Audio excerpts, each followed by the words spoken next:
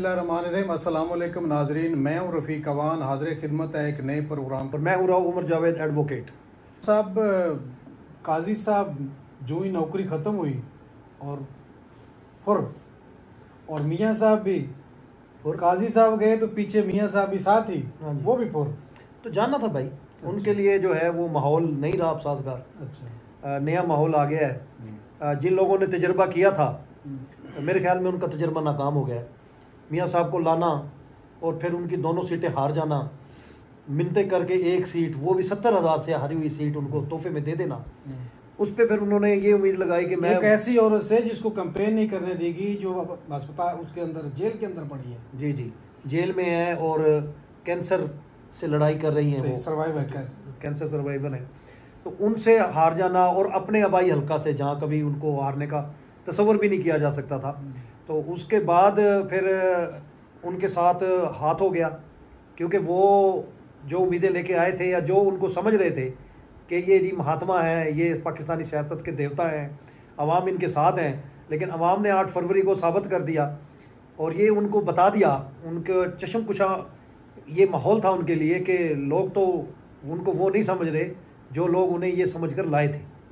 अच्छा, याहिया अफरीदी साहब की हलो बरदारी की जो तकरीब है, देखें काजी साहब की जब उन्होंने जाना था तो उस वक्त तो सब लोग आए उन्हें मतलब भेजने के लिए, हाथ बांध के, जैसे भी कह लो। तो जब याहिया अफरीदी साहब चीफ जस्टिस बने तो उनकी हलो बरदारी की तकरीब में काजी साहब नहीं के साथ ही एक और सवाल है कि यहाँ से गए हैं तो बड़ी जल्दी थी मेरे ख्याल उन्हें भागने की, 24 घंटे भी नहीं गुजारे, और इकानमी क्लास में गए, कोई वीआईपी नहीं, कोई कुछ नहीं, वो जाओ जलाल, वो जनाब हटो बचो, लाओ लश्कर, वो सारी चीज़ें, वो कुछ भी नहीं था साथ। और आम लोगों में बैठे थे जिनको वो मुंह नहीं लगाते थे, जिनको देखना अदालत के अंदर घुसने की इजाज़त नहीं देते थे, वकीलों को बात नहीं करने देते, और आम लोगों में बैठ के इकानमी में क्या जल्दी थी इसकी। मलिक साहब, नशा उतर गया कुर्सी का, और 1 साल जो उन्होंने अपनी बतौर चीफ जस्टिस गुजारा है उसमें उन्होंने क्या कुछ नहीं की। पामाली की, पाकिस्तान में जमहूरियत को नाकाबिले तलाफ़ी नुकसान पहुँचाया, एक पार्टी को उससे उसका निशान छीन लिया, और उसके ख़िलाफ़ जो जबर और जुल्म हुआ उस पर वो आंख बंद कर किए बैठे रहे। जो उनसे इख्तलाफ करता था उनके लिए वो कहर बन के नाजल होते थे। लोटा बनने का रास्ता खोल दिया, सबसे बड़ी बात है, फ्लोर क्रॉस की इजाजत दे दी। बिल्कुल, ये तो बहुत बड़ा जुल्म है यार। मैं आपको बताया ना मलिक साहब कि पाकिस्तान की जमहूरियत को जो नाकाबिले तलाफ़ी नुकसान काजी साहब ने पहुंचाया है वो कोई नहीं शायद पहुंचा सकता, और ना माजी में किसी ने पहुंचाया होगा।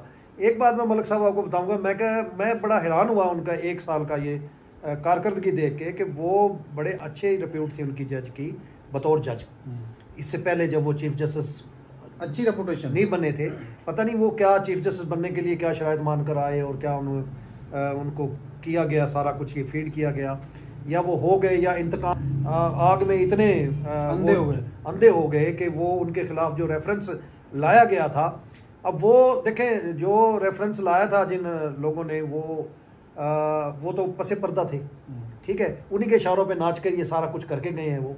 तो मेरे ख्याल में उनकी आंखें खुल जानी चाहिए थी। बीवी को साथ खड़ा करके और फिर औरतों के खिलाफ उन्होंने क्या कुछ होता रहा, उनके सामने, उनकी आंखों के सामने होता रहा, और यहाँ तक कि एक औरत उनकी अदालत में आई और उसको उन्होंने बाहर निकलवा दिया। खामोश तमाशाई बने रहे। जो जबर और जुल्म पाकिस्तानी अवाम के साथ होता रहा, को रोडों के ऊपर घसीटा गया, उस पर वो खामोश रहे।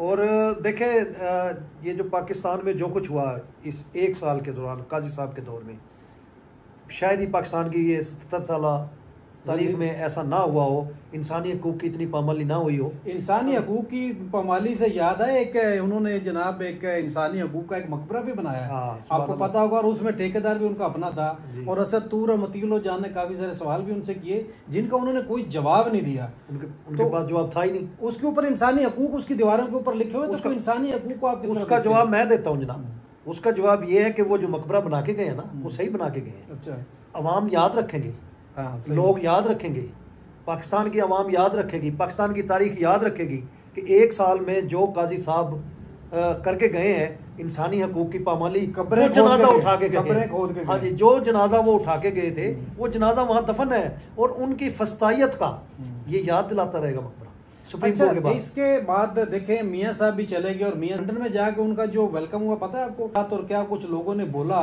और वहाँ पे कोई आंसू गैस नहीं, कोई शेल नहीं, कोई रबड़ की गोलियां नहीं, कोई पुलिस की भारी नफरी नहीं, कोई गाड़ियां नहीं, तो यहाँ पे ये सारा कुछ क्यों होता है? वहाँ पे ऐसा क्यों है? लोगों को बोलने की आज़ादी है और कोई उनकी हुकूमत खतरे में नहीं गई, कोई लॉ एंड ऑर्डर खतरे में नहीं गया, कोई मुल्क के लिए कोई बड़ा इशू नहीं हुआ, तो यहाँ पे ऐसा क्यों था, वहाँ पे ऐसा क्यों हुआ, और ये किस वजह से हुआ? थोड़ा बताएंगे इस बारे में। बहुत बेआबरू होकर तेरे कुचे से हम निकले, हाँ जी, ये इनके साथ हुआ है।